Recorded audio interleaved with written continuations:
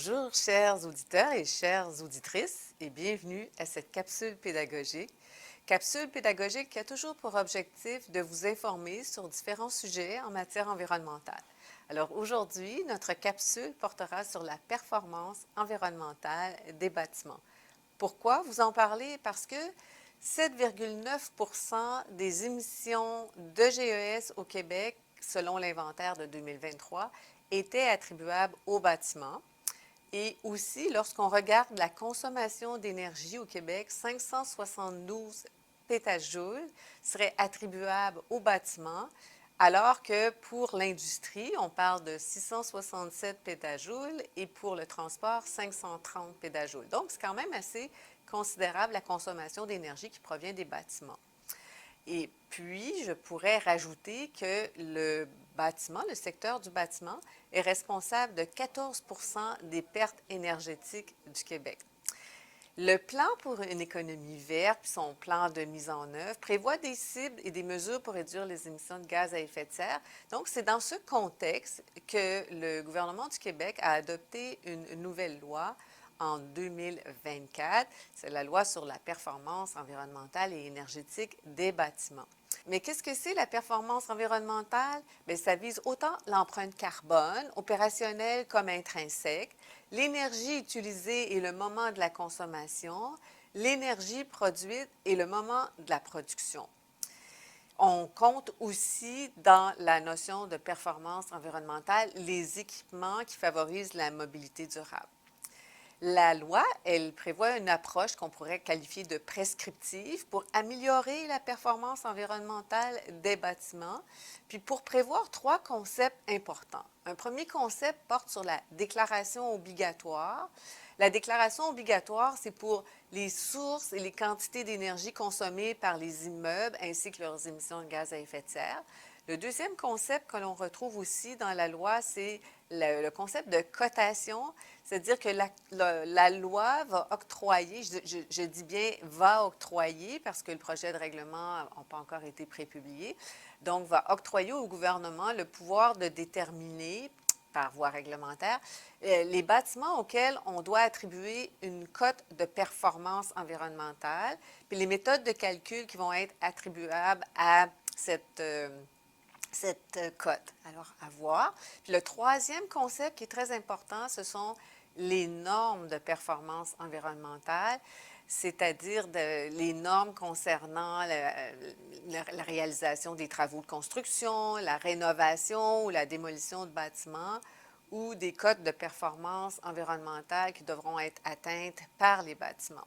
Il est intéressant de noter aussi que la loi prévoit la tenue d'un registre public, un registre obligatoire, de la performance environnementale des bâtiments, ainsi qu'une obligation d'affichage et de divulgation de la cote d'un bâtiment dans certaines circonstances. Alors, c'est d'autant plus important que les cotes que vos bâtiments se feront éventuellement attribuer soient à la hauteur parce qu'elles seront rendues publiques. La loi, bien sûr, nécessite l'adoption de règlements pour être opérationnalisé. Il y a eu un projet de règlement qui a été publié cette année, en janvier 2026, portant sur la déclaration. Donc, la déclaration obligatoire de la performance environnementale, c'est le volet qu'on pourrait qualifier le plus avancé dans tout ce dossier de la performance environnementale des bâtiments. Il a deux objectifs, c'est-à-dire d'aider les propriétaires à mieux connaître la performance de leur bâtiment, puis donc de repérer les améliorations possibles, puis de compiler les données qui permettent d'orienter l'action gouvernementale en matière de transition énergétique dans le secteur des bâtiments. Donc, le projet de règlement, si on regarde ce qu'il contient, il est toujours un projet de règlement, il n'a pas encore été adopté, il n'a pas été adopté. Donc, on parle de tous les bâtiments, sauf résidentiels de moins de 25 logements qui seraient visés. Ça exclurait les bâtiments dont l'usage principal est agricole ou industriel. Puis ça exclurait les bâtiments en cours de construction ou en voie d'être démolis. Ce qu'on doit retrouver dans la déclaration, c'est la consommation énergétique, la localisation, la superficie, l'utilisation du bâtiment, le type d'énergie qui est utilisée dans le bâtiment. On doit aussi retrouver les matériaux, équipements et composants du bâtiment, tout autre renseignement là, que le règlement prescrira. Bien, on a été consulté, bien sûr, dans le cadre de la consultation publique portant sur ce règlement. La consultation s'est terminée en février 2026. Puis, le gouvernement prévoit aussi la possibilité d'ajouter des éléments qui pourront être déclarés, comme le coût de l'énergie produite par le bâtiment, la preuve que l'énergie achetée est aussi d'origine renouvelable. On aura un rapport de vérification qui sera nécessaire par rapport au contenu de la déclaration. Puis, il y aura une plateforme numérique élaborée et administrée par le distributeur d'énergie. Donc, il s'agit du projet de règlement portant sur la performance environnementale des bâtiments. Je vous disais qu'il y avait 3 concepts, la déclaration obligatoire, on vient d'en parler. Donc, dans la loi, il y a la déclaration obligatoire, il y a le système de cotation. Donc, le système de cotation, il n'y a pas encore de projet de règlement qui a été publié. On prévoira dans ce projet de règlement sûrement une cote de performance qui sera attribuée aux bâtiments qui seront visés par le règlement.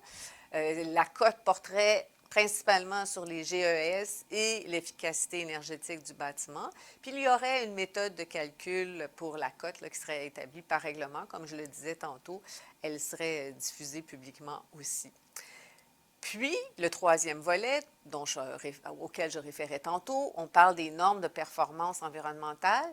Là aussi, il y aura un projet de règlement qui visera ces normes de performance environnementale qui pourront prendre la forme d'une cote de performance à respecter, des normes en matière de travaux de construction. Puis, bien sûr, ces normes-là s'appliqueront aux bâtiments qui seront visés.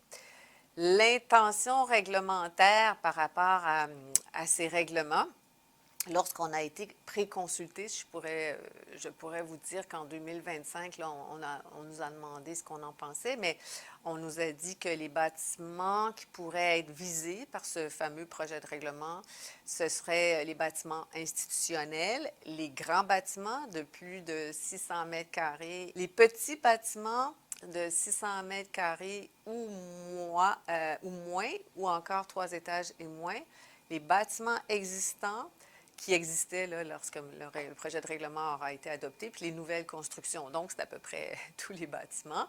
La norme pourrait être volontaire au départ. Les normes de performance pourraient être volontaires au départ, avec probablement un soutien financier, puis peut-être qu'il y aurait une obligation plus tard là, qui s'appliquerait, faute, par exemple, de certains propriétaires d'immeubles d'appliquer les bonnes normes. La consultation, donc, les consultations à cet égard, là, la consultation ciblée là, se sont tenues en 2025, puis nous verrons là, lorsque le projet de règlement sera publié, peut-être cette année, nous le verrons.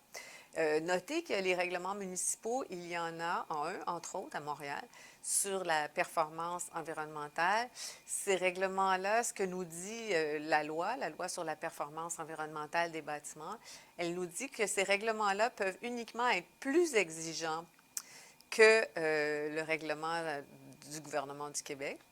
Et cette disposition-là qui prévoit que les règlements devront être plus exigeants, elle n'est pas encore en vigueur, mais elle devra entrer en vigueur à un moment que le gouvernement jugera opportun.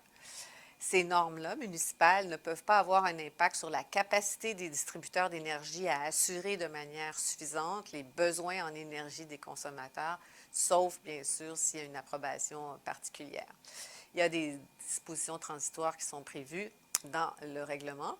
Je vous disais il y a quelques secondes qu'il y a un règlement à Montréal là, concernant la divulgation et la cotation de GES des grands bâtiments. Ça ressemble bien sûr au règlement provincial. Il existe depuis 2021.